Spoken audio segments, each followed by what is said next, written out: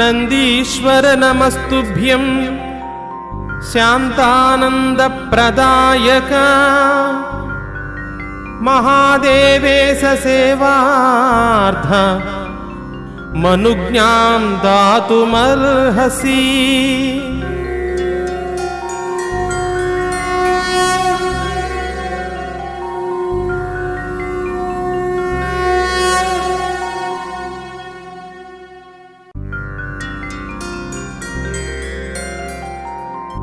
చతుర్వేదవేద్యం మహాదేవవాద్యం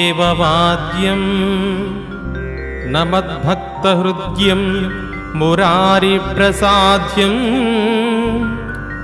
గురుబ్రహ్మభూతం చిదానందరూపం నమామ్యంతరంగం మహానందిలింగం.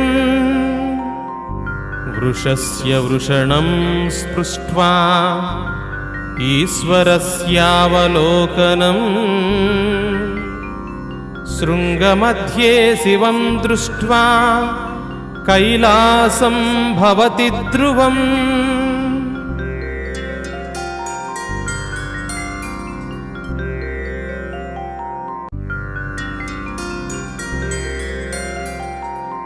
యదక్షరపదభ్రష్టం మత్రాహీనం చ యద్భవేత్ తత్సర్వం క్షమ్యతాం దేవ.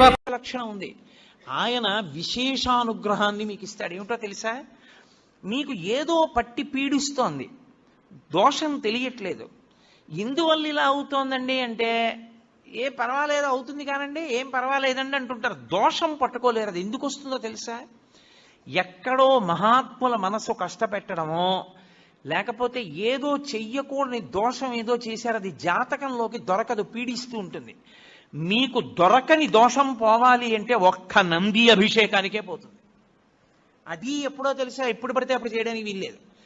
త్రయోదశి నాటి సాయంకాలం శివాలయంలో శివలింగానికి పొద్దున్న అభిషేకం అయిపోతుంది కాబట్టి అలంకారం చేసేసి రుద్రాధ్యాయంతో నందీశ్వరుడికి అభిషేకం చేస్తారు. అభిషేకం చేసి నంది మూర్తినంతటినీ కడిగి అలంకారం చేసి చందనం బొట్టు పెట్టి నందీశ్వరుడికి శివలింగానికి ఏకకాలంలో హారతిత్తితే సమస్త దోషములు ఉపశాంతి పొందుతాయి. ఒక్క త్రయోదశి నాడే. ఇక ఇంకొక రోజు లేదు దానికి. దోష నివారణార్థం చేసేటటువంటి అభిషేకం నందీశ్వరుడికి ఉంది ప్రదోష వేళలో. జాతకంలో వచ్చేట